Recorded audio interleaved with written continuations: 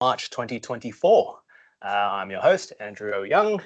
As we announced, sadly, last month, Brett will be stepping away from his co-hosting duties and moving into more of a sponsorship mode with his consultancy firm, Systematic Solutions. So not too sure what will happen, but he'll slowly phase out and we might phase someone in, still not to be confirmed yet. So just watch that space in the middle. Cool. Yeah, just like to say that we're meeting on the traditional lands of the Kaurna people and that we'd like to pay respects to the elders past, present and emerging. With housekeeping, toilets are on the second corridor on your way out of the office here, and emergency exits next to the elevators, and the assembly point is just down there on Highmarsh Square. So I'm Andrew O. Young. I'm currently a consultant at Satellist, who is part of the Canon Business Services in ANZ. So I dabble now in mostly Power Platform and Dynamics, but I have been working a lot in modern work and device management and etc. So yeah, you can follow me on my blog, LinkedIn, Twitter, etc. Recently gotten the Microsoft Most Valuable Professional Award. Also in Intune. Probably gear that towards M365 next time around. But that's me. Feel free to hit up my QR code to connect on LinkedIn, etc. Slide intentionally blank. So generally I'll go through what's new. I won't bore you too much with what's old, but in Microsoft 365 or modern work, we've got a new homepage for Microsoft Bookings. So Bookings started off as a kind of a service booking service, and then you can create, staff members and their shifts and all that. So then they also introduced bookings with me. So that's more of it's your Outlook calendar. What's your availability like? How do you want people to engage with you? Do you want half-hour, 1-hour meetings? So they've merged together in this pretty looking homepage now, and you can create extra meeting types and other booking services there as well.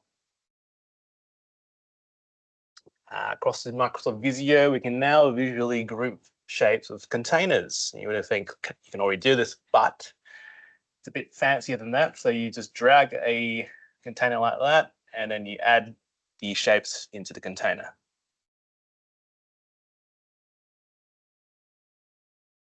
Cool. So that's how people are making these pretty infrastructure diagrams with ease. They're just dragging and dropping a container and adding everything to it. And it's going to make people who make org charts really excited, I think. Up in Teamwork, so Microsoft Viva, we heard that Microsoft Visa Topics is getting retired next February. They will stop active development on it from now. This was their knowledge, information, content management system with a bit of AI behind the scenes. So what will happen with those topic pages? They'll get converted into SharePoint pages. They'll exist, and you still be able to access them. What I think will be the path forward, I guess, with all the investments in AI is you can use Copilot Studio to point to SharePoint as a source. So you can probably go, here are my topic pages, use that for your Q&A pairs. SharePoint Online, we can do custom document library templates now, and you get a pretty new create window. So there's some pre-canned ones from Microsoft, but you should be able to create your own, and then your staff can go off and create as many as they like within reason, with the right folder structure and any files that you would want them to have. Clipchamp, so Microsoft acquired, I think, a video editing program. It's getting the AI treatment as well, so you can give it automatic captions. So the transcripting in a video is now available to all users that have Clipchamp. What's new in Teams? You can now remove stuff from the activity feed or turn off notifications altogether, just like that. Sorry about the awful sizing of the images there, but you can set up muting. You can remove altogether such notifications like from Viva Engage. Meetings are getting a new together mode for your content sharing layout. So you can now have a few people at the bottom there like that, with all your content in the middle. Channels, you finally can hide that general channel. So if you've been playing around with teams and creating teams, you've always noticed that there's always a default general channel. So you can hide that now and kind of highlight the more important channels. Note that if the general channel is the last channel there, if you hide that, it hides the entire team as well. So just be wary. You can unhide it by going through the manage team settings, but I guess it'd be a bit hard once you've hidden the team itself. Okay, more into the topic here. So endpoint management, we're getting update to the enrollment status page. So now you can select which apps will block the deployment from progressing, I guess. So under the enrollment profile, you can now say, I want specific apps that need to be installed first before it can progress. And if it doesn't succeed, then during this phase, it fails and you have to retry. So this is generally more for the technicians pre-deploying the device before handing to the user, because then when the user gets it, they just sign in and their user profile gets loaded. So good and bad, shakes, nods.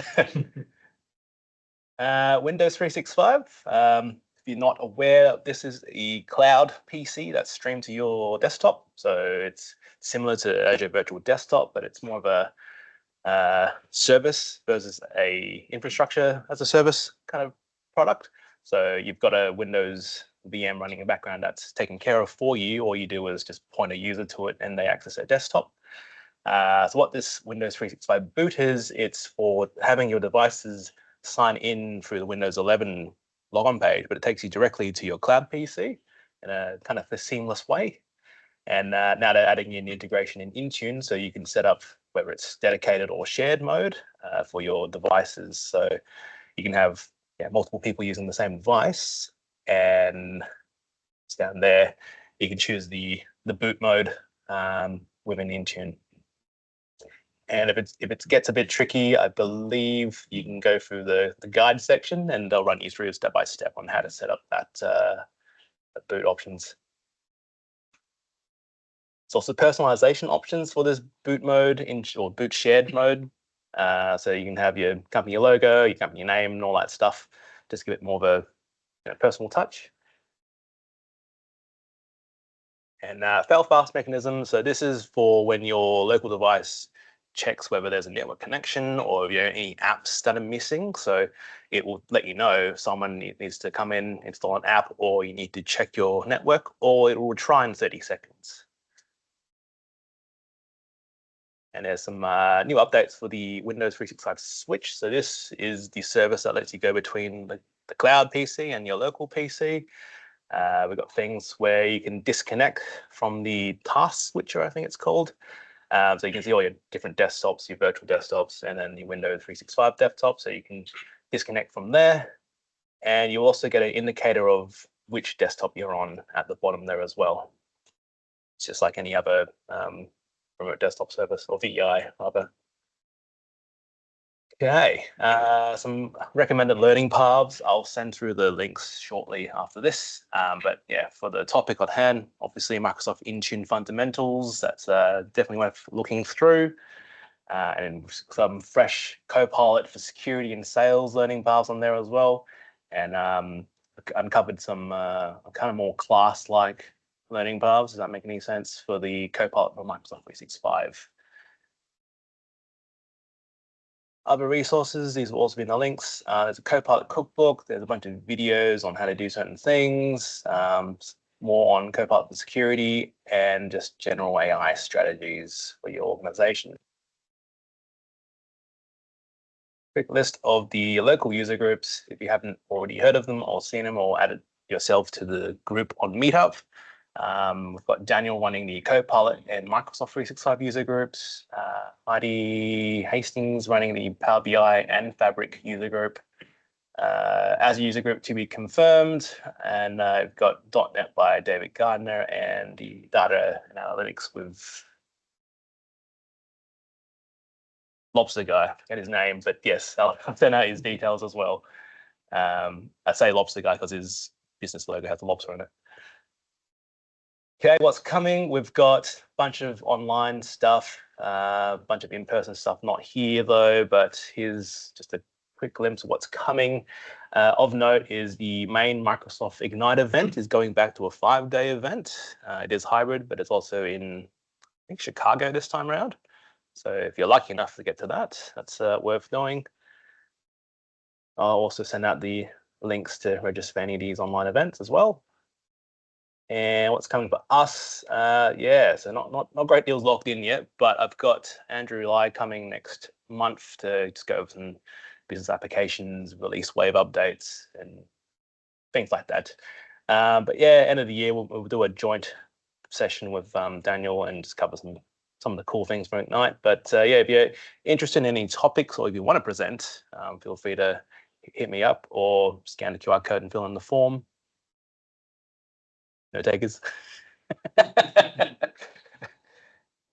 Righty, so that's me done for now, and I'm going to hand over to our guest speaker, Shahan Pereira, and shuffle here. Yeah. Yeah. All right. Good afternoon, everyone. So I'm Shahan. Thanks, Andrew, for giving me the opportunity to present for the first time. So I've been writing a lot all this time. So I'm a blogger, but I thought maybe I'll do something for the local community. So this is my first time talking. So I hope that everyone will be kind with me today. So yeah, I'm Shahan.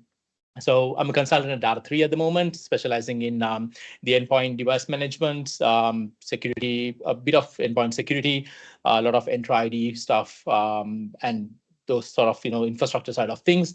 I'm one of the Microsoft MVPs as well, in the enterprise mobility side of things, and I'm specializing in Intune, as Andrew mentioned. And I'm one of the official contributors in the modern endpoint management group in LinkedIn.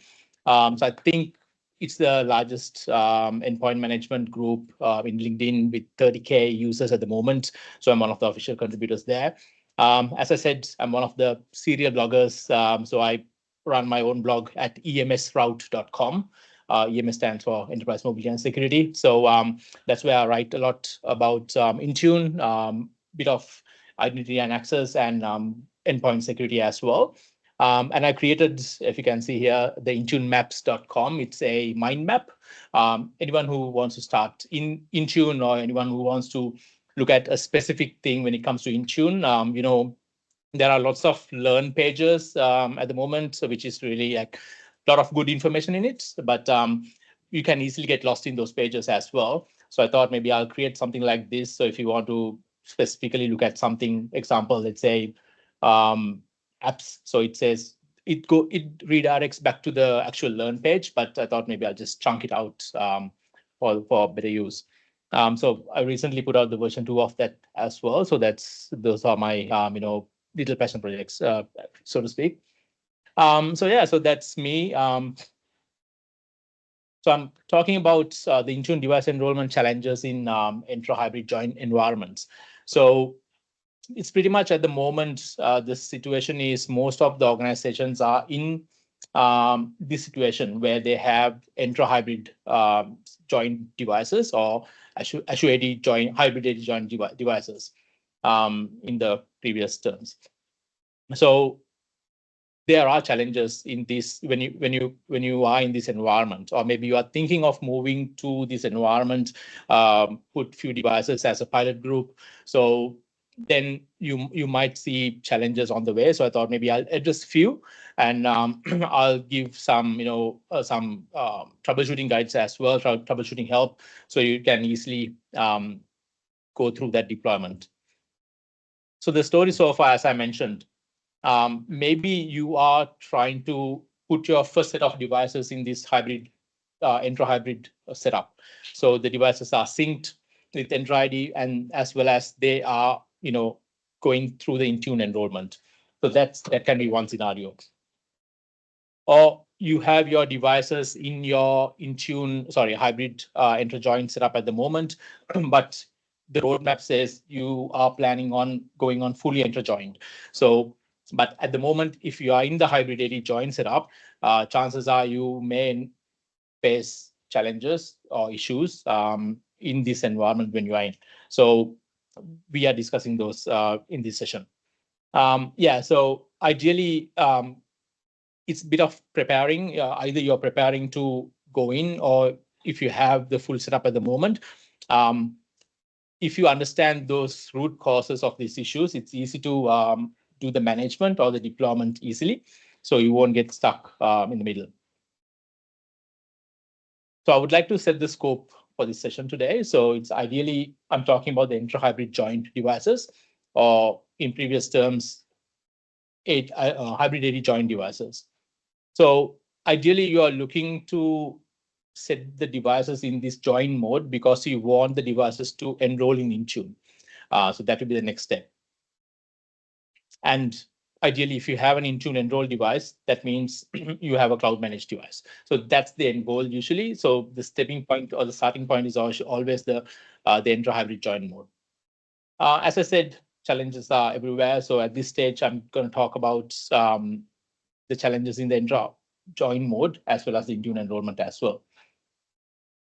So again, I'm not going to discuss about all the issues, but some issues that I've seen in the field and have experienced. So I thought maybe I'll just put it here. So why this Entra join mode matters? So ideally, it's just it's the best of both worlds. If you are in this mode already, you might have seen you can still use your GPOs as well as you can test your Intune policies as well.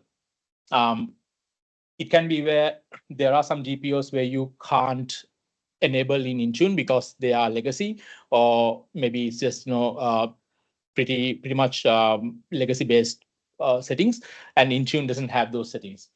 So in that case, you just want to keep your GPOs as it is, but anything new you are implementing in Intune.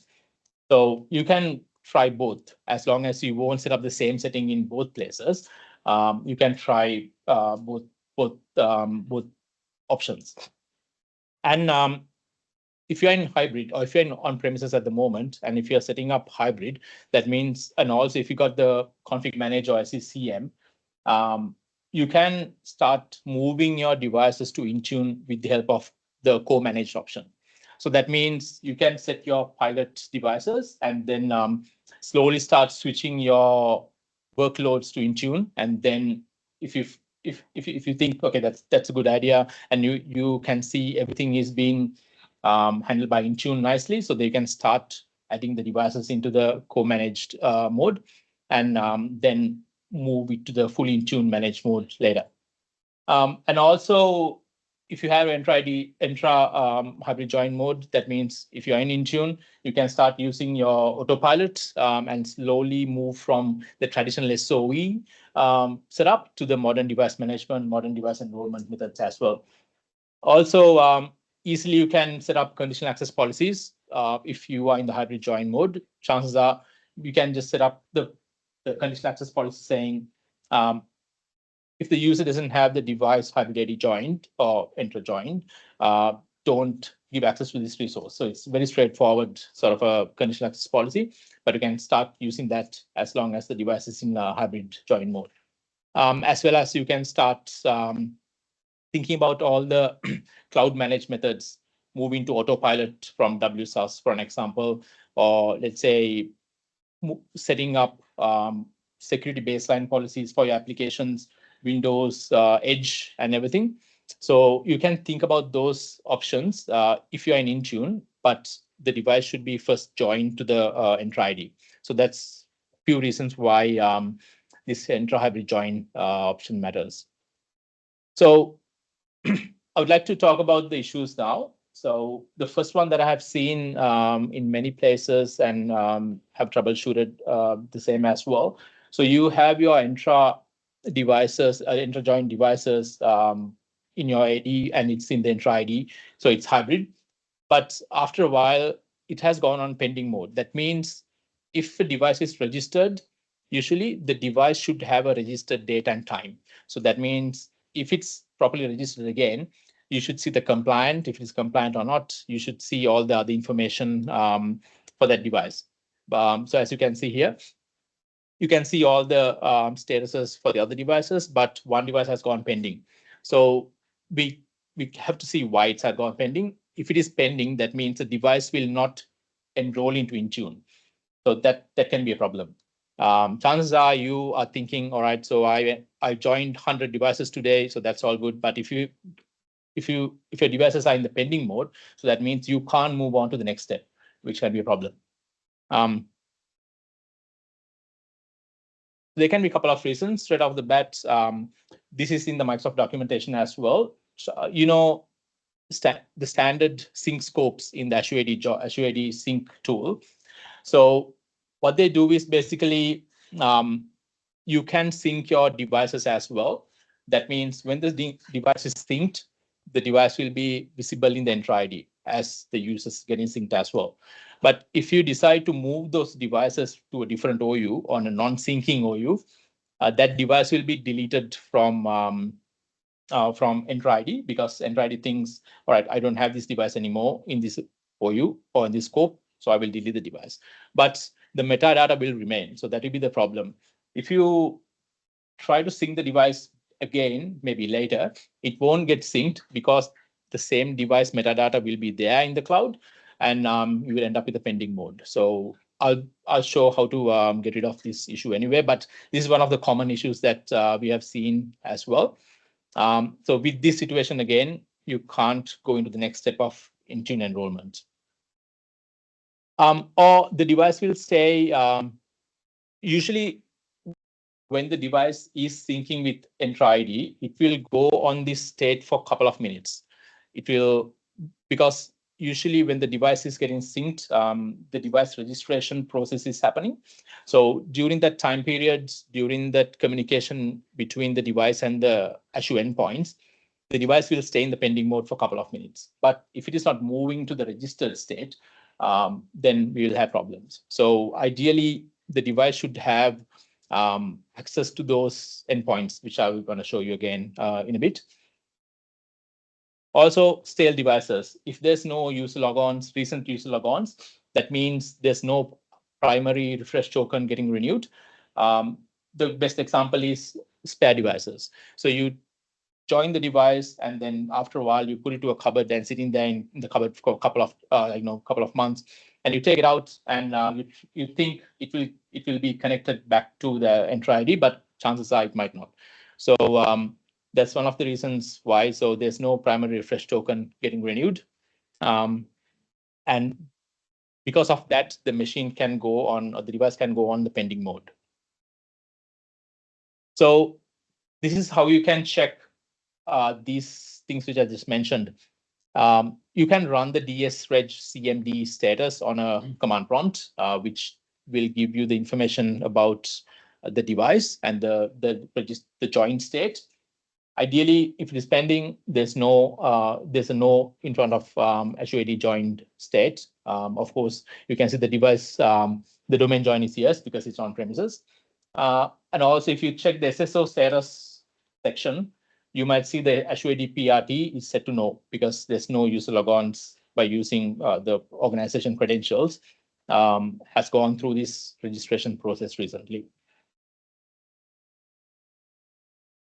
So yeah, so how to address this challenge? So it's very easy. dsreg cmd, if you run as an administrator, you can leave, and then if you do the leave debug, that means it will remove the device metadata from Entra ID easily. And then if you reboot, chances are it might get joined automatically in the reboot. But if provided that you have all the endpoints whitelisted, if not, it will still go into the pending mode. But you can try by joining, do a manual join, and also again running the ds cmd slash status to get the latest status of this device. So these are the endpoints that needs to be whitelisted. So these are the endpoints that the device is communicating while doing this registration process. So allowing this is very important. So if you're being proactive, if you are looking at the device, let's say in a large environment where you got like hundreds of devices, the chances are you can't keep a track of all the devices which are going on pending. And that I have seen that this in the same where you have 5,000, 6,000 Windows devices. All of a sudden, some devices are going on pending due to the reasons that I mentioned. So the the command that's on top, that's provided by Microsoft. So if you run that command on PowerShell by importing all the modules, you can see all the pending devices in your environment. But I use some Azure automation, so you can do a runbook, import your modules there, and then use Power Automate. You can use Logic Apps as well. And I use Microsoft Teams to spit out a report every morning, or you can do like weekly or something, like periodically. It says all the devices that are pending at this stage. So you can proactively support those devices. So I can share the link. I've written all the steps on how to create that. So that's in my blog as well. So I'll share the link to Andrew to put it on. So issue 2 that I want to present today is, again, something related to hybrid join. So it's the Entra ID SCP issues. So SCP is the service connection point. When the device is going on this registration process to connect to and connect as Entra hybrid join mode, the device should have the tenant name and the tenant ID set up, so device knows which tenant to access during this process. So that they are the SCP, the service connection point details. There are 2 ways that you can do the SCP stuff. So if you're going on a very controlled sort of a deployment, you can use a GPO and you can assign that GPO to the OU that you got these devices. So only those devices will get the tenant ID and the tenant name. Not all the devices would get that. Or if you're going on like a full-blown setup deployment, you can use the Entra ID Connect Sync tool or the Azure AD Sync tool. And when you select the hybrid AD join option over there, the SCP information will be added to the ADSI. So that's on the configuration naming partition. So that sits on top of the root. So any device that would get synced will get this information. So this is where the ADSI scene comes into the play. So it has got like 2 keywords with the information. So I've seen in some deployments, these information somehow get filled for some reason with the incorrect information, with incorrect domain tenant IDs and stuff. So you can have to remove and add the correct information. Otherwise, the device won't talk to the correct tenant. So that can be a problem as well. But if you're managing it via a GPO, so that's the registry location. The AAD key will get created when you add the GPO to your device OU. And I have seen it doesn't have to be controlled as well. It doesn't have to be a pilot group. I have seen some organizations, they are using this methodology to do for all the OUs. It can be, there can be 100 device OUs, but you need only 50 OUs to be synced. So you add the GPO to those 50 OUs. So you can mix and match however you want. But ideally, the tenant ID and the tenant name information should be accurate, and that should be in the device during that registration process. So it's kind of a misconfiguration. It can be a misconfiguration if you don't have this information or have incorrect information in the device. So that's the CP side of things. This is very straightforward. So this is for Intune, as well as I mentioned some URLs that needs to be enabled earlier. So that plus what I'm going to talk here in Intune. So this is very important. Star.manage.microsoft.com is the endpoint which is responsible for the device enrollment. So I said there are 2 places that we can get challenges. One is the Entra hybrid join, and one is the Intune enrollment. So this is the Intune enrollment part. So the star.manage.microsoft.com again is it's responsible for the device enrollment, and it will help to download the IME or the Intune management extension into the device. So that will look at all the policies and do the synchronization properly with the Intune cloud. So if you don't have this opened via proxy or firewall, you will end up with MDM set to none. So you can see everything is there, but there's no MDM because the device hasn't enrolled yet. So it can't get enrolled because of this issue.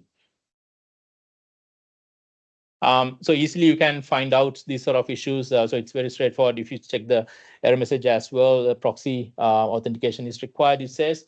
And I put there the event ID as well. So anything related to Intune events would be there. The device management enterprise diagnostics provider in the admin node. You can find everything related to Intune, the enrollment process, if there are any errors in the enrollment process, application installs, and pretty much everything is just staying here in the event log. So yeah, so as I said, it's very straightforward. Those URLs, there's a link provided here. That's also, as for like other services, Microsoft has got their URLs, the endpoints for Intune as well. So we have to make sure those the endpoints are all whitelisted accordingly. And if you have a proxy pack file, you have to make sure those endpoints are there as well, especially the star.manage.microsoft.com. Otherwise, you will see some discrepancies in the enrollment process. So I think, yeah, this is pretty much the last issue that I have before I jump onto the troubleshooting section. Scope issues. So again, it comes down to the misconfigurations. So Intune in a hybrid environment has got a couple of things that needs to be done before the actual enrollment. So we'll look at those stuff. Yeah, so in a hybrid environment, if the and also yes, the user accounts are synced to Entra ID, right? So users are logging their UPN or the first name, or sorry, the username and the password in order to log into the computer, which is basically synced with Entra ID already. So you should have the MDM auto enrollment GPO set up for that OU. And then when the user signs into the computer, it will identify, yes, this user is in 365 or in Entra ID, and then it will help the help the enrollment process to happen. Basically, initialize the enrollment process, and also the automatic enrollment in Intune portal. It's a tri-state option. So you got none, some, or all users. So if you are in a pilot deployment, sometimes you just give one user group. So you set up some. By default it's in none. So you have to select either. Or if you want to set up for all the users, we just set to all. So anyone can just enroll the devices into Intune.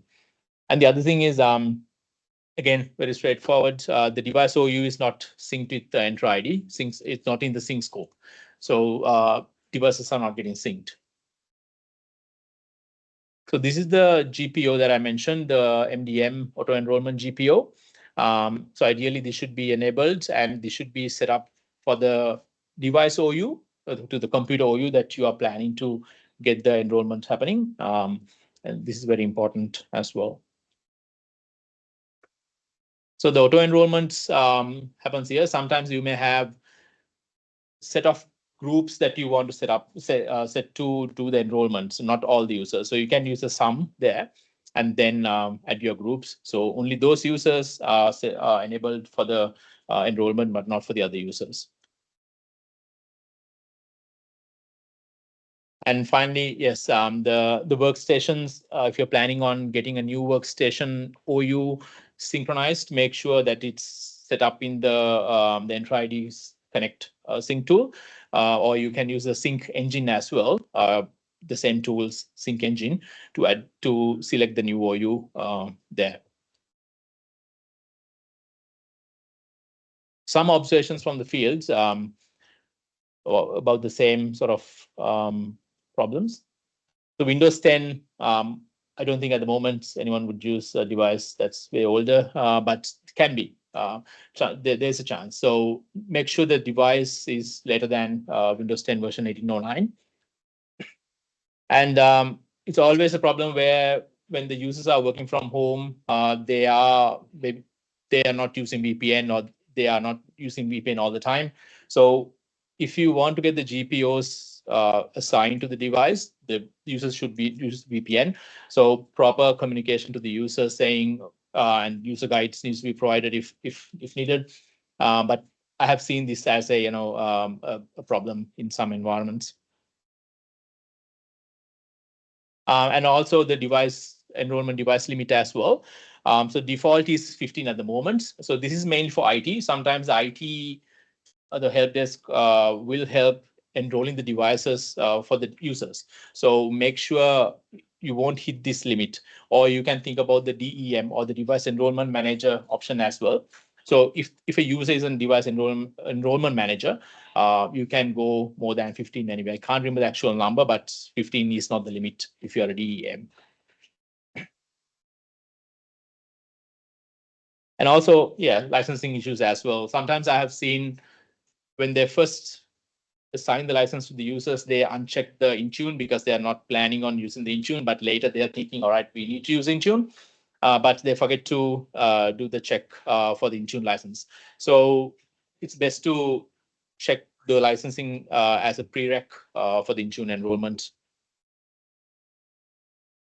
So let's look at some troubleshooting help quickly. So these are some, so first of all, Event Viewer would be your best friend, as I mentioned. So again, the same location, you got different error codes again, but Microsoft have got this comprehensive documents which mentions a lot of error messages and what it means and how to resolve for some as well. So that's a good place to start. Always Event Viewer is a good place to start when there's an issue. And also, as I mentioned earlier, DSREG CMD, the status would give you a lot of information about the device registration and join issues. So again, Microsoft have got a dedicated learn page for this, for all the sections in this tool. So you can identify where the issue is at. So it's one snippet from that tool. So tenant details. If you can see those information, you can confirm the device has connected with Intune. So that's one way of looking at it as well. So the DSREG CMD status will say everything. Sometimes if you are talking to Microsoft for any troubleshooting stuff, one of the main things that they're asking is for the status. So they can just start troubleshooting on top of that. So this is one of the good tools as well. As I mentioned, so pretty much everything is there. So this is in GitHub, but it's from Microsoft. So it's called the registration troubleshooter tool.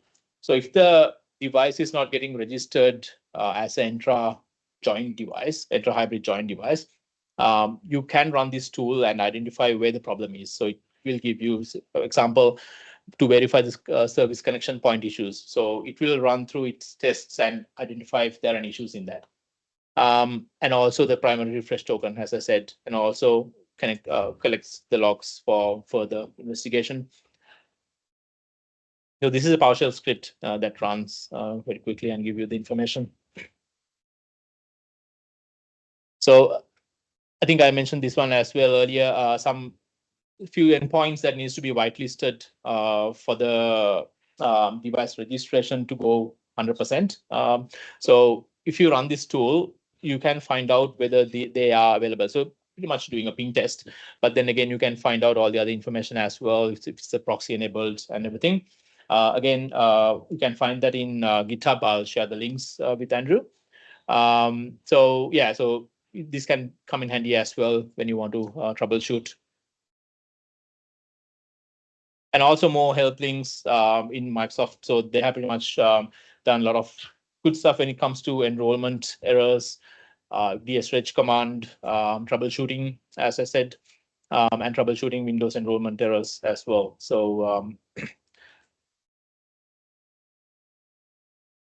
yeah, so that's pretty much it from me. So this is something that I put out there. So ideally, the end goal should be I always see the hybrid Entra joint state as a very interim state, because ideally we need to look at the fully cloud situation. That means you are getting out of the domain, getting out of your config manager, and then get the devices in the fully Entra joined situation. But it's not a overnight thing or maybe a week's thing. Should go through a lot of planning, but things to consider: applications, how you want to push applications via Intune, and how do you want to rewrap those applications by using Intune or to Intune. GPU analytics is one of the main things, very helpful stuff in Intune right now. So it will help you to you can spit out the GPOs as an XML file, and you can import that in Intune. And if, for an example, let's say if you have a GPO that has got 50 settings, and when you import it to Intune, it will say what are the compatible or what are the supported settings in Intune. And if, let's say, if there are 30 settings that are supported, let's say, your desktop wallpaper, maybe your one of the logon scripts or whatever, it will say it can give you the option of creating a policy then and there by using that option. But for the rest of the issues, rest of the settings that are not compatible, I have seen it say sometimes unknown because Intune doesn't know anything about that setting, or it will say like it will give you an explanation why this is not available. But then again, you can use the other methods as well. OMA URI is one of the main ways that you can set up settings in Intune, not by using an actual setting, but you can use an OMA URI. It's pretty much a different conversation, I would say, but I just put out the word OMA URI. So they are like URLs that specifically talks to the device location itself. So you can use those stuff as well. If it is not available, you can always use that. GPU analytics is a good place to start when you want to move your GPOs to Intune. Also, printers and shared drives can be a problem if and when you are moving to fully cloud situation, because they are all on-premises stuff. So something to think about. They are all doable, but it can come with some added tasks. Finally, the cloud Kerberos trust. So that's where the option that you can use your Windows Hello for Business to authenticate to local your on-premises stuff. So all this time, if you want the user to log into or access one of the shared drives or printer, they have to log into the device by using their username and the password, which is basically domain connected. But we are talking about a fully cloud situation. The device is fully cloud. The users are synced in the local AD, so they are hybrid. But there's no connectivity. If they log in with the PIN or they're using the biometrics or the Face ID, they can't authenticate to the local resources. So Cloud Kerberos Trust will clear that option. So that will help you to use the Windows Hello for Business and still can authenticate to local resources as well. It's a very quick configuration, but when you are planning on fully cloud, that's one good thing to check as well. So yeah, that's it from me today. If you have any questions, happy to answer. Or else, thank you very much, and thank you, Andrew, again for the opportunity. Thank you. Yeah. What's your approach to corporate wireless, like radius? Yes, that's one of I've been working on something right now, actually, to one of the customers. So I'm looking at the SCEP and the NDES stuff right now. It's been working so far, so good. So that's all good. So using the radius to authenticate the certificates and whatnot. But Cloud PKI is there. So Intune, I think, do you want me to give you the spoiler? So Intune Suite has got the Cloud PKI facility. So that means you don't need to manage your CAs in like on premises anymore. You can get the Cloud PKI to manage everything. So no NDES or NDES servers, and you can get the Intune to manage everything. So that's one of the good things as well. Yeah. So if you're not planning on going on the Intune Suite side of things, then you have to use NDES service on a server. You have to have your CA, and create your SCEP certificates and then push it to the user, to the device. Yeah. At the moment, or at least sort of initial implementation for that tool, it was, as you said, Entra ID Connect Sync, which you would place on a local machine. Microsoft now has a new tool to go along with that called Entra Connect Cloud Sync, which takes that management from on-premises to cloud. Running as an agent, agent.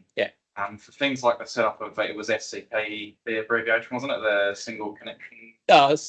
Service connection point. That sort of configuration where you have to go into registry or whatever have you. Is that a requirement for that file, or is that made mostly? Yeah, I've seen. So in the Cloud Connect, the device write back is not available yet. So that's one of the things that I've seen. Like if you want to go hybrid AD join, I keep on saying this, Entra hybrid joined. The new version of the sync is basically not giving that option, as far as I can understand. I think the last time I checked, that was one of the things as well. So it will do everything for you, but not the hybrid side of things for the devices. But I think all this time, it started as very small, like long time ago, if you can remember, like only the user sync, but now it's doing a lot of stuff. You can do like cross synchronization as well. Like the topology is not limited to what you have in the Connect sync at the moment. So it's like very flexible. So it's like expanding, I would say. That's fair. Got a question from online. If the laptop is in hybrid joined, once the motherboard has been replaced, we have to re-enroll the laptop, and it will take a long time to re-enroll. How would you re-enroll it quickly for such change of hardware? I would say it would be the same process. So haven't come across those sort of challenges, but I would say it would take the same time to do the enrollment. It's been my experience. Questions? What's your favorite way to deploy printers and shared devices via Intune? So shared drives. I'll start with the shared drives. Shared drives. Recently, I have seen someone has set up an ADMX file. So I've used the same ADMX in one of my customers as well. So Intune has got the option now to import ADMX files. So if you have the correct ADMX file, then you can set up the same GPO in Intune as well.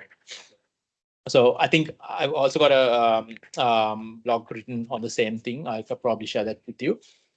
So once it's there, then you can give your machine name, the server name and the share and everything, and then the letter as well. So it will map in the same way as you do in the GPOs. As for the printers, I've only done the follow me printer, the paper cut stuff. So that's basically giving, I think, point and print. I enable point and print, and I said only this server can give you the drivers because of the print nightmare issues. And so to do that, you need to have the VPN connectivity. Otherwise, the fully cloud environment, it won't work. But in hybrid environment, that won't be a problem. But I've seen where some people have done, install the drivers as an application. So drivers will get installed, and then you do the mapping via script or something. You can use a script for mapping as well. Awesome. Well, thanks, Shahan. No worries. Thank you very much. We've actually got a cloud endpoint technical specialist from Melbourne joining the call. His name's Siddharth Dabrai. Siddharth, if you're on the call now, feel free to share your screen and take over, and I'll swap over the screen here for us. Thank you very much. This is going to be a fairly weird experience, I reckon, because I assume I'm going to see my face on that screen, but hopefully not. But I'm assuming you can hear me clearly enough, though. No, I prefer. I don't know. It was better the other way. Take it away. Oh, but I'm gonna have to share content. So yeah, you might have to. Crap. Okay, we can get back up. Gavin, you have your hand up. In the meanwhile, do you wanna do one more question? Sorry, I was trying to do React to Laughed and I hit the wrong button. All right. Yeah, Sorry. that happens every day. When are they going to move those two buttons away from each other? Sorry. I've already put in a feature request. Can I like it? Can I like that feature request? I'll send you a link. I'll send you. Just make sure you hit the right button when you like it. So okay. I'll come in. I'll start off with my usual disclaimer. I am a salesperson. So even though the title says Cloud Endpoint Technical Specialist, we kind of fall in the pre-sales role. But I do like getting my hands dirty whenever possible. So it'll be fun to get feedback from this group. I think you'll obviously have people in the room that are much more deeply technical than I am. So if there's any curly questions around what I'm covering also, I'll probably, Sheen, I might kind of revert some of those things to you. But I do get to talk about the fun stuff. So what I want to try and do is cover two things, I guess. Both of those leading to the topic of what's next with Intune. So not so much about how you get into it today and what's already available, but probably in terms of where we're growing from here, what you can expect to see in the next 6 to 12 months. Some things that you kind of have already, but we'll go into that. In terms of how we do questions, again, this might be a bit funny on Teams, but if you're in the room, put your hand up. I'll ask Sheen or Andrew to just interrupt me. I'm not fussed about saving them till the end. I'll keep my eye on the chat anyway, and I'll try and take them as they come. So let me start off sharing my screen. Like I said, these are marketing slides, so you'll have to excuse some of the fun facts there.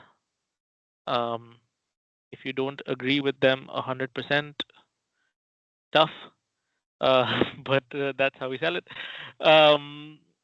Okay, but let's do this. Okay, so Intune from the beginning always had those three kind of pillars on the left, right? And hopefully some of you all are far along on the journey where you've seen some of these benefits today already. If not, hopefully you see that soon enough. Huge focus on simplification of endpoint management through things like basically getting rid of golden images, modernizing how you deploy devices, all that fun stuff. A second part that gets missed very often, I think, around this really improving your security posture. The best one I always like to talk about, I'm sure you're all aware of compliance policies. You might have discussed it a little bit today. But really making use of that compliance policy and where it goes. So making sure you have the right conditional access rules in place to actually leverage that.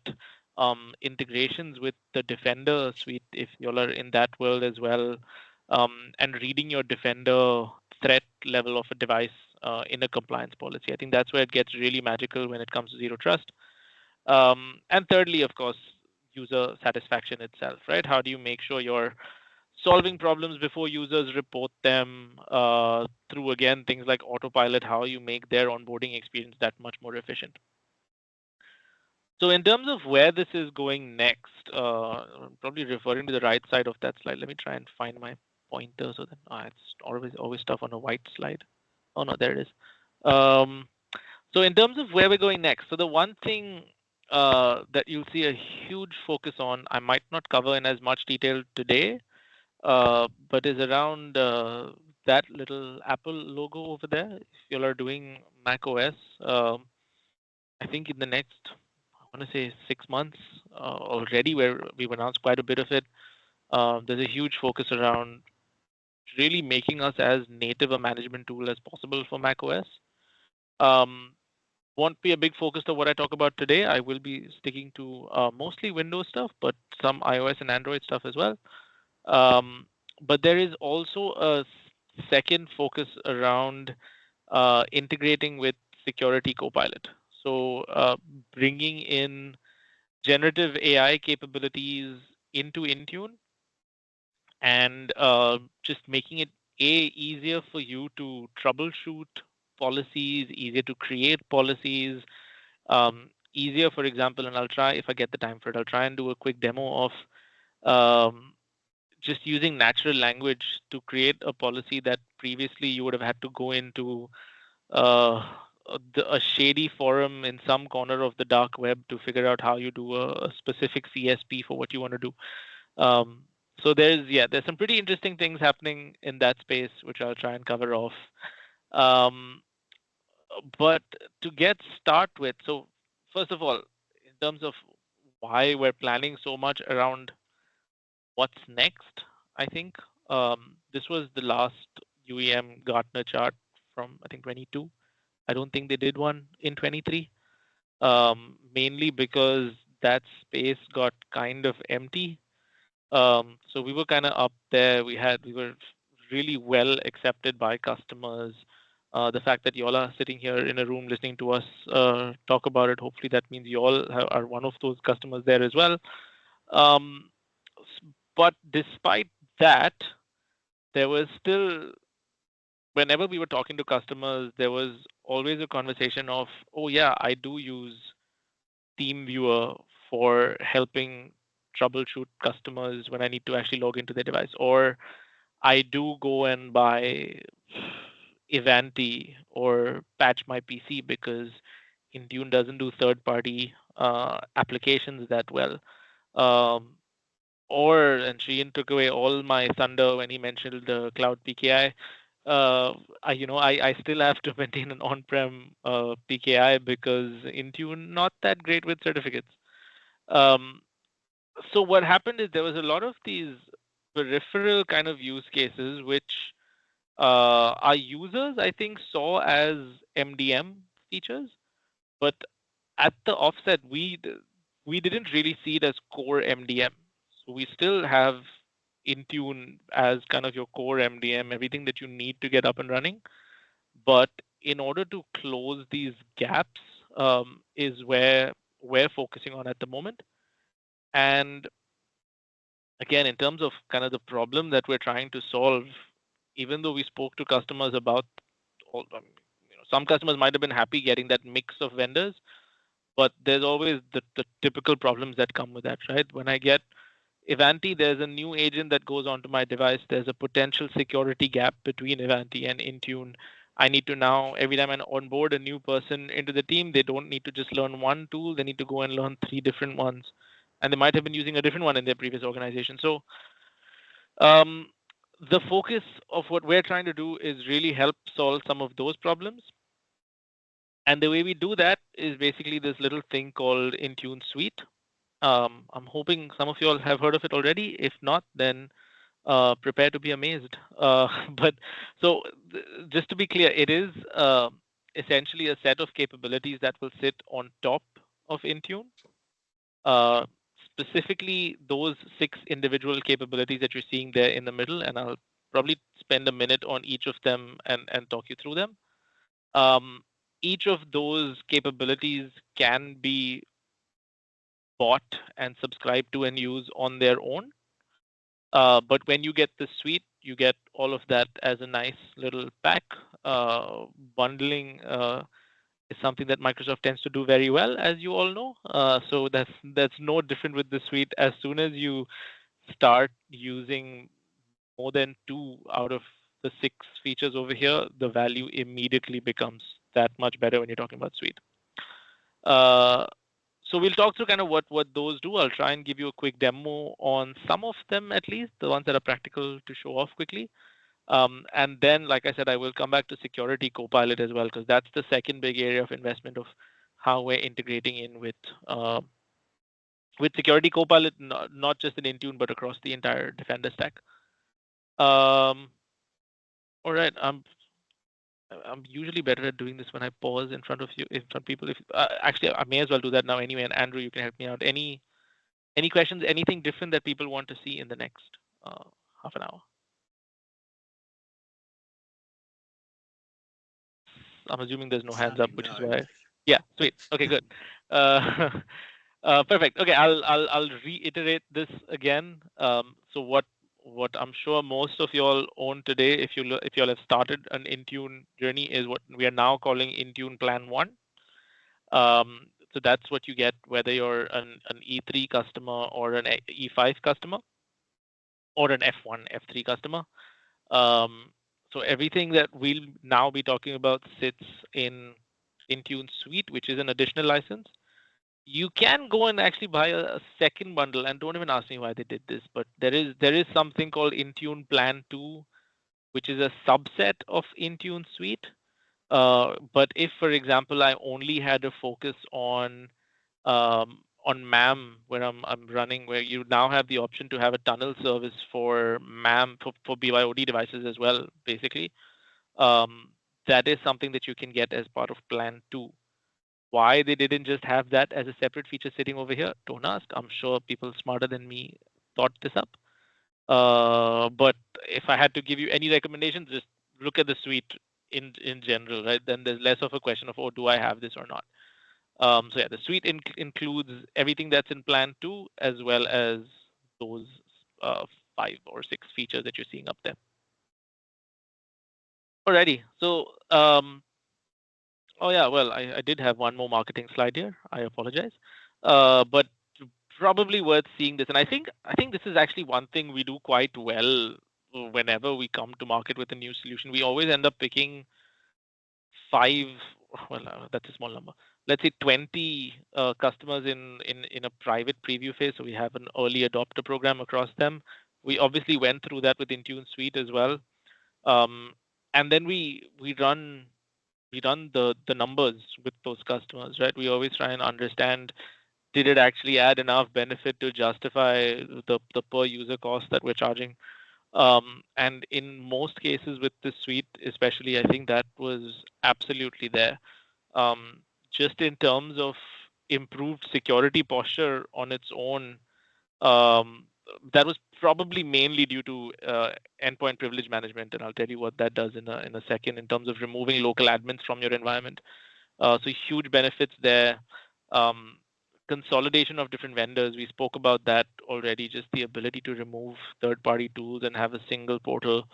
And of course, employee productivity benefits as well when it comes to endpoint analytics and being able to proactively detect issues on devices or anomalies before users start calling in. So quite a few benefits over there. Okay, I'm going to spend a minute on each of those features, and then I'll open up my console, show you what that looks like, or if some of them are harder to show, I might show you a quick video of how it works. But the first one of the rank, remote help, fairly straightforward. It does what the name says it does. This has especially unblocked a lot of customers as they move from SCCM to Intune, because if you were using SCCM remote viewer, that what we used to call it. Somebody help me, help me, you might know, but I think it was remote viewer. People needed an alternative that was cloud-based. Some people ended up having to go buy things like TeamViewer, but then there's the problem of additional agent, additional tool. So yes, remote help comes baked in the Intune console itself. There is an agent that you need to deploy, not an agent. There's a client that you need to deploy to the endpoints. Very, very low footprint though. And in terms of the security experience that remote helps gives you, unlike some of those third-party solutions, because it is driven from the same portal, it has access to all of the device information that sits in Intune. The biggest one of that being compliance policies. So when a help desk agent logs on to a device, it would actually tell them, am I logging into a compliant device or not? Because I could be remoting into a device that has malware on it, and then suddenly I've given the attacker one more way to propagate an attack. So you are given that warning up front. The second piece around security is that between the help desk agent and the person they're logging into, there is an identity verification that comes in there. So I can put conditional access in front of it if I wanted to. It is very clear who from my organization is trying to access my device. I'm shown their Entra ID. I'm shown their pictures. So it just reduces the likelihood of a foreign agent coming in and trying to access my device remotely. And third, I completely lost my chain of thought for the third. It will come back to me at some point. Auditing, that's what it does. So unlike um, a lot of people have also come to me and told me to use Quick Assist, which is a consumer tool for remote assistance. So unlike Quick Assist, this does give you full audit log capabilities as well, which means every time a help desk agent logs in, if any of y'all are exporting logs into a SIEM tool from Intune or monitoring those, they all play in those same logs itself. I'm going to pause and look at Josh's comment over there. I've been waiting to replace TeamViewer. This is sounding like a good comment so far. Looks like this might be a solution. Love it. Yep, didn't know it existed. Awesome. All right, ROI on my 30 minutes is done. I'm happy to stop here. But no, there's hopefully more to come. Yeah, and I'll try and show you a quick demo at the end as well. Like I said, let me go into the next bit. So Josh, let me know if you heard about this one. Endpoint privilege management. Also fairly straightforward, exactly what the name says, but probably solves a huge security risk. The question that I usually tell people to ask themselves is how many local administrators do I have in my environment? And if the answer to that is too high, you're in trouble. And if you don't know the answer, then that's bigger trouble. Usually it's the latter. So what endpoint privilege management basically gives you is the ability to still let people run installations elevated, still let them run uh, scripts elevated, let them do driver installations elevated, whatever they might need to do, but limit that elevation to applications that only you want to allow, and limit it only for that application. So you don't need to share a local admin password for them. You don't need to give them full device admin rights for that duration. There's policy in Intune where you select the executable, you select how the executable will be signed, and give them just-in-time elevation only for that application. Solves a huge problem. Now, this is not so it's not a replacement for Laps or something like that, right? The Laps is still very well invested in. I'm sure some of you have heard about what's happening in Laps in the cloud and Windows Laps or whatever we call it now. But Laps was always meant to be a help desk tool, right? It was not meant to be end user, here's the local admin password, log in for this bit. Unless that user is a developer, then you have no other option but to just give it to them. But in most cases, if it's for a single application, this now just allows you to set up policy in Intune itself. What will be coming? I said I'll tell you what's coming in the next 8 to 12 months. Well, you see it up there already. Mac OS support. That's just going to be magical. I have no idea how that's going to look like.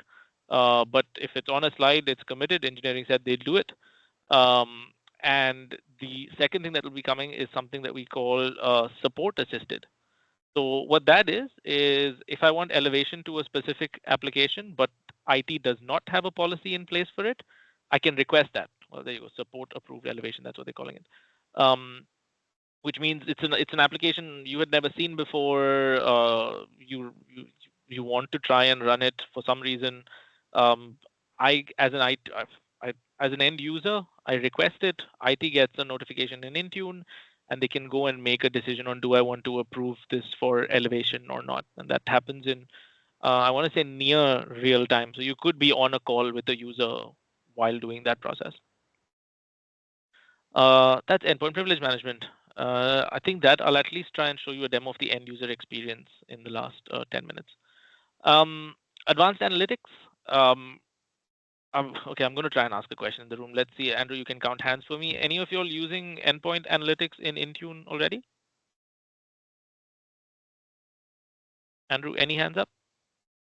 It's no hands. Got one on Teams. Thank you, Alison. One hand.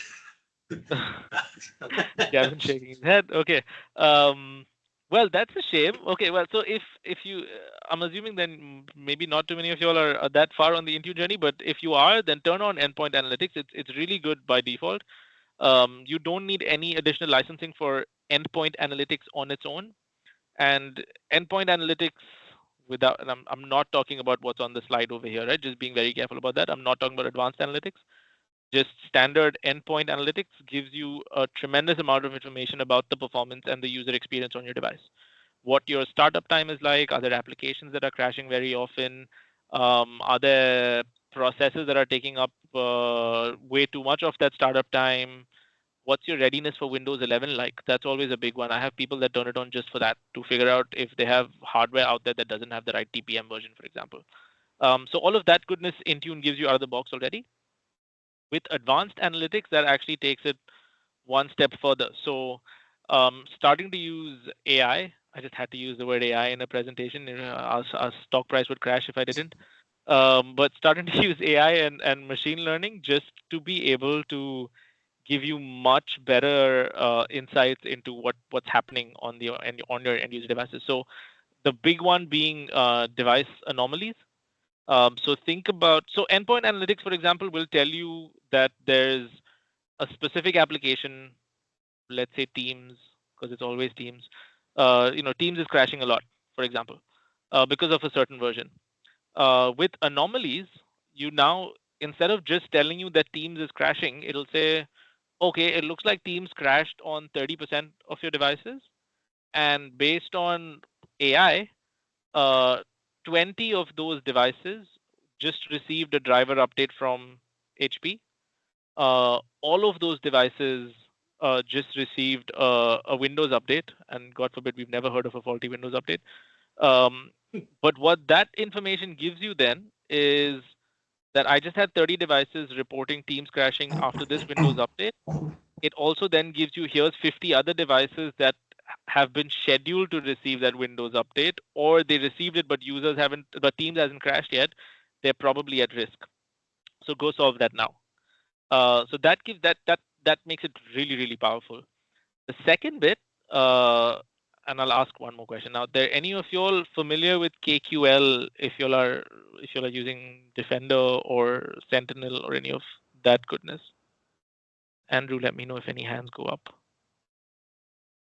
I said the question There's was maybe KQL. 1 or 2 hands in here. Nice. Okay, good. Well, that's 2 more than me. But so KQL, if you're familiar with it, is a really popular tool to do things like threat hunting in Defender and get granular reports around what your posture is like and to query a specific device, for example. We now are going to have, with advanced analytics, you get that goodness in Intune as well. So you can dive into a specific device and get the real time posture of that device, down to, is there a specific registry key on the device that's on? What's the BIOS information on that device? What's the OS information like on that device? You can literally query that in real time, which people at the help desk level have been asking us for ages. Like, they absolutely love that. I think, in fact, there's similar functionality in SCCM, which I haven't used myself. I forget what we call it, but in case any of y'all have used that within SCCM Pivot, I think that's what it was called, SCCM Pivot. Yeah, I'm not sure if any of y'all use that today with SCCM, but it gives you some really good reporting in real time. So that's in advanced analytics. So the next one, this is probably my favorite one because it just is such an easy replacement for third-party tools, is enterprise application management. So this is it's basically a store for Intune. Right? That's all I call it. So we every month are going to be taking the most popularly used applications from. Oh, thanks for that link, Kevin. Yeah, that's exactly the SCCM Pivot. So think of advanced analytics as Intune Pivot, basically. But yeah, so we with enterprise application management, we're going to be taking the most used applications that enterprise customers are using today and just plugging those packages straight into Intune. So you don't need to package them anymore. You don't need to watch them for updates anymore. You don't need to set up supersedence anymore and dependencies anymore. Every time an app gets updated, you get a notification saying you might want to go update this pack in Intune. Open up your store, hit update, and Bob's your uncle. It's once you, when you see that work, it's really magical. Now I'll give you this is the user group, so I'm allowed to give you the bad of the product here as well. As of today, it's 100 apps, which isn't big. So yes, Patch My PC are definitely gonna hate us for it. I mean, I think it's not even a hidden fact. Like, I think that's who we're going after, to be fair. but at the moment though, like if you ask me today, who's better, Patch My PC versus Enterprise App Management, I'd say Patch My PC. Their catalog is pretty extensive. Like I said, we started with 100 apps, but we went GA just this month. The aim is to get to 1,500 by the end of the next FY, so June, July next year. Whether that happens in reality or not, we'll see. But that is the plan. And Mac OS is the plan in there as well. So yes, and of course, all of that being surfaced right in Intune itself, right? There's no more third-party integration that you need in there. So that's Enterprise App Management. I'm clearly going to run out of time before I do too many demos. So I'm going to rush through this. Cloud PKI, I'm glad Sheehan touched on it already. Exactly what he said, removes all of that complexity around linking it up with NDES and SCEP to your on-prem PKI. If you still want to use on-prem PKI as your root CA, you can even do that. So there's an option to bring your own certificate. But basically anybody that for whom certificates has been a blocker to get into Intune, this just solves that immediately, I would think, either by using Intune itself as the root CA, and you can then export that root certificate and use it for VPN authentication, or I think for Radius as well, I'm pretty sure, or VPN or whatever else you might want to use it for. And so yeah, you just run it that way, or you make it only an issuing CA, and your on-prem PKI is still the root CA. But once it's in Intune, then you have revocation lists that are managed in Intune. You have the ability to audit how many certificates were issued, all of that. Let's Encrypt. I haven't heard of Let's Encrypt, Josh, but if you wanna, well, I can look it up. I can always Bing it. But I don't know. Do you want to come off mute and talk about that for a second? Like, what does Let's Encrypt do? Yeah, you're typing. Yeah, sure. No, yeah, Let's Encrypt is a free certificate service, I guess. Like short-term, like 3-month certificate validity service. And yeah, it's really good and free. So that's probably the best explanation I can give you. Yeah, we're probably not going to make this one free. I'll leave it at that. But if that's all that Let's Encrypt does, then I want to say that this goes beyond. I know a lot of people, and I'm assuming this might be similar. Oh yeah, no, I do know Let's Encrypt. I had used it when I had set up my demo SCCM environment. I was setting up co-management or something, and I needed a certificate for that. But yeah, this probably goes a bit beyond in terms of that certificate actually being secure. I'm not sure what Let's Encrypt does under the hood. But I think the like-for-like replacement that I've seen is SCEPman tends to be pretty popular for enthusiasts in Intune. So yeah, this replaces the need for anything like that. And in some situations at least, it can just replace on-prem PKI altogether. So any hassle of maintaining on-prem servers and that like usually with PKI, there'll be somebody 10 years ago that set it up, and that guy now sits in some cold corner of the basement and doesn't remember what he did 10 years ago. And I apologize if any of you all in the audience are the ones that set it up. But that, like, I think that skill set around maintaining PKI is definitely hard to come by. So, if any of you all are good at it, send me your CVs. we're gonna people are constantly on the lookout for that skill set. Okay, so I'll stop with the slideware there. I'll try and show you a bit around demos as much as I can. Let me do remote help quickly. Remote help, I stuck with a video in the slide just because it is extremely difficult to toggle between two different devices to show you the capability. But really what the video shows you is a typical scenario, right? End user calls up help desk, says, please help me figure out X issue. I'm not sure if it's not playing or it's just slow to start. I definitely saw that mouse move there for a second. Might forward the video on a bit. Yeah, there we go. Okay. So the agent on the end user side, as you just, okay, skipping through my narrative. This is going to be fun to do. Let's see if I can start it up again. There you go. Okay, so agent asks for a sign-in, And I think what it then switches to is just kind of demonstrating the fact that you can set conditional access policies in front of that client, whether that's the end user doing that, having to do that, or the administrator. So you can be pretty granular around who you want to be able to log in, make sure they're using MFA before they log in. Once they've signed in, I hope Megan is the admin in this situation. We find out. But there you go. She was gated by conditional access, and then she was finally able to log in. Oh, sorry, Adele is the admin. This is going to get extremely confusing between two devices. Anyway, similar interface on both sides. That's the one that I wanted to show most critically, that you are seeing the Entra ID picture of the person as you log in. So you're not logging into a malicious device. Damn, I hit the wrong button there. Same thing on the other side. So the end user is seeing that, okay, Megan's trying to access my PC. I'm going to allow it.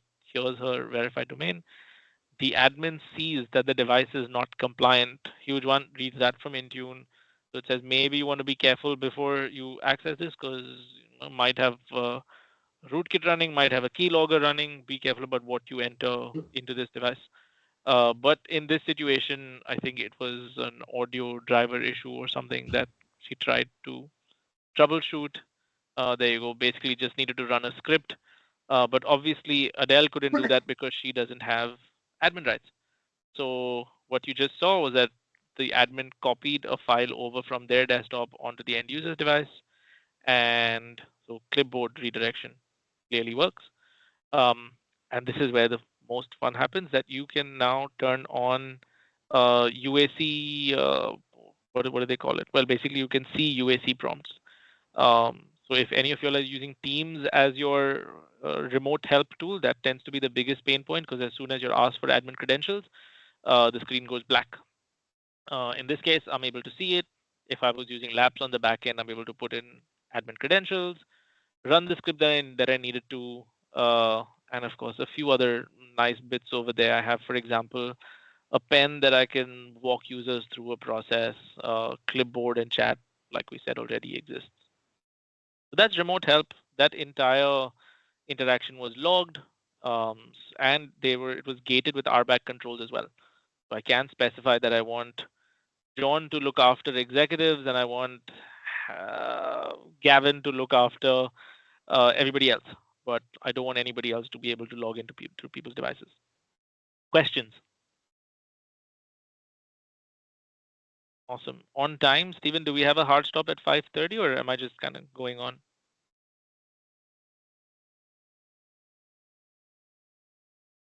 Keep rolling. Yeah. Awesome. Okay.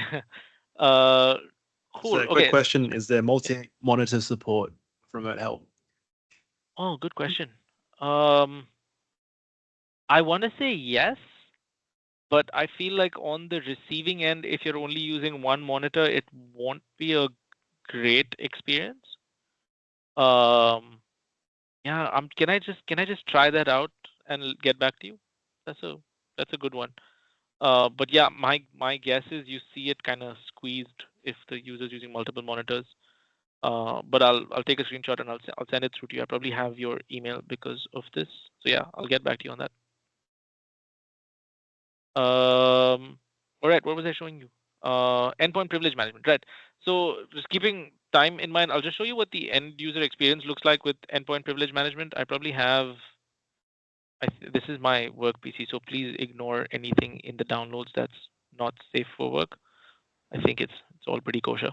Okay. I will. So for example, IT has a policy set up in Intune for us today. I don't have admin rights, by the way, on my cloud PC, which is really irritating. But users clearly request for Snagit very often. IT couldn't be bothered packaging up in Intune and putting it in a catalog. So they just set up a policy for it saying that if you want it, you'll be able to run it with elevated access. So instead of run as administrator in Windows 10 as well now, actually, and Windows 11, I see run with elevated access. I click on that. The first thing it does is it asks me to see this come up in a second. It's going and checking for, does my policy actually allow this? It will ask me to authenticate again, because that's the policy that IT has chosen, where they could have asked me for MFA as well, actually. But at the moment, it's just the standard authentication. And any second now, there we go. It's given me a warning that, look, IT is probably going to log the fact that you're doing this. I'm going to let it through anyway. So all you need to do is hit continue, verify your identity. Well, obviously, you all can't see this because I'm entering my password. But once I've done that, it basically launches the installer as admin, even though I am not an admin and I didn't need to exchange any kind of admin password with IT. So that's enterprise, that's endpoint privilege management. Like I said, super helpful. I'll just close that away. Super helpful for any one of you all that are trying to have E8 compliance, for example, but have users screaming from the roofs because their admin rights go away. All right, so enterprise app management also pretty easy to demonstrate just because well, I probably won't do a full deployment or anything, but like I said, it's about 100 apps at the moment. So under apps, where you all usually create a Windows app, you now see a new category of applications when you have a license called Enterprise App Catalog app. And that's when the magic happens. So I'm just going to search it. And is that still 100? That feels like a little more than 100, maybe. Let's say it's 100. But yeah, all those apps that you're seeing, and I'm scrolling through very quickly as if you're going to spot any app that's of interest. I can send you the list. So if you want to ping me, send you the current list, or if you just sign up for a trial, you'll be able to see it yourself. But let's say remote help, for example, since I said that is one of those clients that you need to roll out anyway. But we're not going to make you package it. We just have it in the app catalog. That's the architecture. That's the version. If it had multiple versions, they would be listed over here. Select that, and it pre-fills all of that for me, right? So if I did want to customize it, I still can, even if I wanted to put in specific parameters for installation or uninstallation. But if I was happy to just leave it as default, I literally just hit next 5 times, and that's it. I add app, and I now have the app available in my catalog. Didn't need to run any scripts, didn't need to package that as Intune Vim or any of that stuff that you would typically have to do. So hopefully that helps with some of the adoption bits as well. That tends to be the last workload, especially when it comes to co-management. Apps have always been, I think, the last thing that really move over. So hopefully that helps. Cloud PKI. Trying to think about how much I demo this, but under tenant administration is where I see this.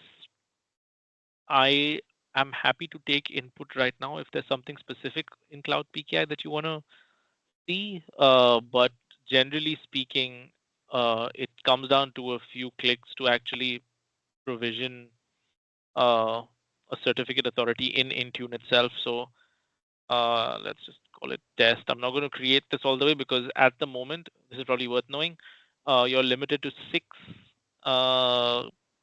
root CAs. So you don't want to do more than that. But that's probably enough for this tenant of mine. So like I said, like you can either choose to have the root CA in Intune itself, or if you just want Intune to be the issuing CA, you can bring your own root certificate. You can select what you want to use the certificate for. Typically, best practice is to kind of limit that to only the specific uses for certificates. Put in a common name, an OU, whatever other field that you're seeing over there, and a few different options for key size. I've never understood why everybody just doesn't just use 4096, but I'm sure there's reasons. But once I've done that, let me select at least one use. So it lets me go ahead, and I'll probably put it. But that's pretty much it. Actually, I'll close this out. Once I've hit create, because I selected to bring my own certificate, I do need to sign. What is it called? A CSR, I think. So I'm supposed to export the root certificate, get it signed by my on-prem CA, and then I'm able to upload that signed certificate again. But that root certificate can then be downloaded. It can be distributed. You actually get a URL, just like you roll out certificates with SCEP today. You get that kind of SCEP URL. So then you just create your configuration profile in Intune and you deploy it out. I'll pause with the Cloud PKI there. That probably is. Actually, there's one other thing that I want to show, which is the security copilot pieces. And I'll do one out of my 2 security copilot demos. This is a bit easier because it's kind of in a sandbox environment and it's a bit of a click through, so it explains it a bit easily. But what I will show you, first of all, just being aware of the dependencies. So this assumes that you have a security copilot license, and it also assumes, because one of the biggest prerequisites for security copilot is that you're in the world of Defender. So once you have Defender for Endpoint and security copilot, that's when these capabilities surface in Intune as well. I believe this is something that you should be able to start buying pretty soon. At the moment, we're still in preview, but I might be wrong over there. Some of you all might know this better than me. But in Intune specifically, the features are a bit more matured actually. So as soon as you turn it on in the tenant, this shows up in Intune as well. So as a quick example of what Security Copilot is going to start enabling in terms of allowing you to use natural language to set it up. So this takes the example of an X organization that has a security breach because of external devices. So the endpoint management team is told by security that you need to just block all external devices on end user devices for now. Now, usually that would have meant that I go into one of those forums on LinkedIn, figure out which specific CSP I need to use, understand what the impact of that is.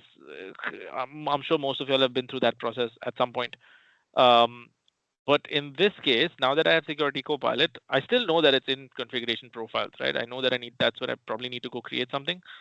But instead of figuring out which exact CSP, I can now just go ask Copilot to tell me, let's create a policy that blocks users from using any removable storage device. That's as simple as an explanation as possible. This goes in, queries the engine, realizes, yep, I have a policy for that. Here's what the setting is called. You probably want to set it to enable. Do you want me to draft it for you? I hit draft policy. It puts in an assumed name and an assumed description on that policy right off the bat. You can obviously edit that if you need. Here's a problem with live demos is that when you want it to work is exactly when it won't. I only tried it 90 times before. Is it just not loading or doesn't want to load? Okay, let me see if I go back and come back into it. Damn it. Okay, well, in an ideal world, that would have shown me the specific configuration that you just saw. So super powerful. I wish this had loaded. Okay, I'm not going to try it again. That's just silly. I'll try and send out videos. Maybe some of these are online already. Hopefully you can watch one of them. And if any of y'all have Security Copilot or are planning to test it out, then obviously you can try this for yourselves. Reach out if it is something you do want to trial. But yes, basically under configuration settings, usually where you would have had to go and select a policy, it actually pre-populates that for you with that exact policy that you saw. So if I don't see it here either, but let me try and summarize policy and see what it said. That should just be a repeat of, yep, there we go. Here's the policy based on your input. Policy name is block. That's kind of what you just saw at the beginning. Oh, it's actually running me through this again. Let's try one more time. Yay, came up this time. Okay, so there you go. So under administrative templates, that's the setting that is just going to turn on. You can see a little entry over there as well. So even while creating it, if you were just not sure, saying, what does this setting do? Is there a link to the documentation for it? Goes and finds you that automatically. Even helps look up security baseline. So, does Microsoft actually recommend a setting for this as per the baseline? Turns out we don't, but you might want to be careful about kind of the user impact. People are not going to like turning off removable devices. And of course, once you're sure about that's the setting you want to do, like we were doing before, you go ahead, you add it to a group. Pretty much standard Intune stuff at this point. You can scope it to a set of devices, and that's pretty much it. We did the summarize policy bit already. Now that it's actually assigned to a group of users, there you go. So you can see that actually changes now. It says that here's a specific use group that it's been assigned to. This is still preview, so hopefully it starts giving you the name of the group instead of the Entra ID, which nobody really knows what that means. But you can go and say, what's the impact of this policy on my users? Actually, this I really like, because when you're putting in documentation, when you're putting in a change request, you get this straight up. Here's what the impact is going to be. Here's the benefits. Here's what you might want to be careful about. And this is where things get even better. And I promise this is the last thing I do before I let you all go. Is there a setting that conflicts with this? Most people, when they see this, this is kind of the moment where don't go wait. This is the moment where they go, okay, I'm buying this. Take my money now. Because it goes and retroactively looks at all of your configuration profiles. Do I have, and in this case, I do apparently. In another policy, in my standard configuration, I'm actually setting that to disabled. Most likely, Intune would enable it because of the new policy, but everybody knows it's kind of like a random coin toss when you have conflicts. So this goes and says you might want to remove the setting from your standard policy or edit it there, whatever you might need to do to resolve that conflict. That's that. I'm going to stop there. There's probably a bit more capability around Security Copilot, especially when it comes to troubleshooting and querying of devices. But yes, and where do you see the more than 6 months? What are we looking at? Oh, that was Gavin's post. Oh, what was that an answer to one of the previous questions? Yeah, it was regarding the remote help stuff. Okay, well, is it a good answer or a bad answer? I'm not sure answer. Okay, to which question though? Or was it for the file transfer? Yes, I was just looking at the different. I saw a thing showing the differences between remote help, Teams Quick Access, Team Viewer, and remote control. Nice. And did that say that there's no file transfer with remote assist? Because it should have said, well, there is now. So. And someone was asking how long ago it was. Yeah, right. I should go and find out. My article was 2023-07, so it's out of date. Yeah, for sure. An article from last week is out of date. But I might want to be careful over there because what you saw was clipboard redirection as compared to what you might define as file transfer. That's what I just said. Yeah. Okay. Oh, there we go. Yeah. Thank you. Yeah. Well, I should just read in the comments. So yeah, full-fledged file transfer. I'll go double check if it's there. Okay. Now I'm looking at the screenshot that came through in the chat. That might be. Yeah, I think most of that is accurate. As long as there's more X's in TeamViewer than there is in remote help, which isn't the case at the moment. Hopefully that changes. Okay, that's out of date. Well, anyway, if there's specific functionality that you need, please do reach out. I'm happy to help answer some of that.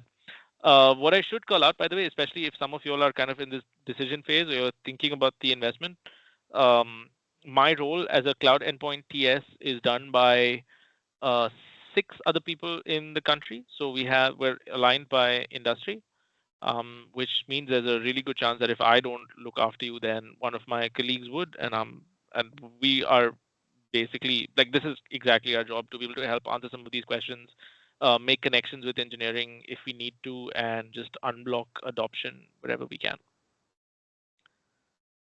That's me. That's my time. I'm 10 minutes over. I'm still seeing one last question, so I might take that before we go.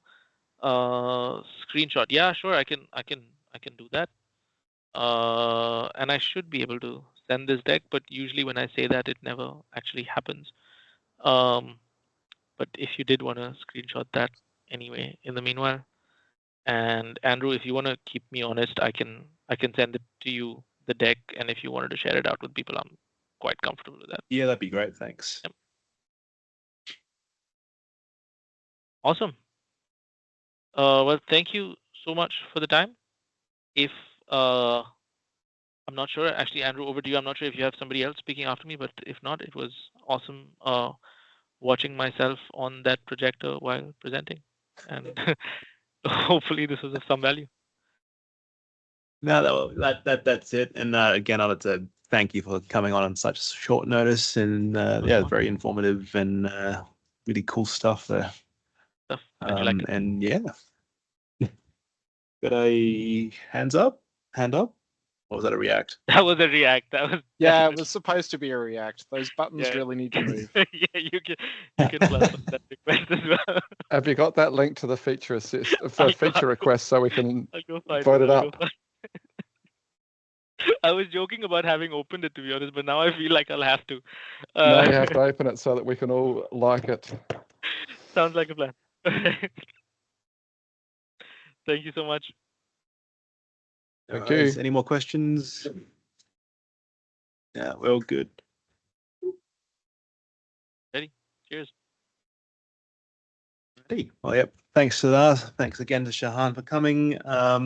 That is a wrap. So we'll see you next month. I think it's an off week, so second week of April. So yeah, just Power Platform, business apps, dynamics. There should be a bunch of information on what's new and coming on there. And again, if there's any topics you want to request or if you want to present, let us know. And the recording now, Pete. Done.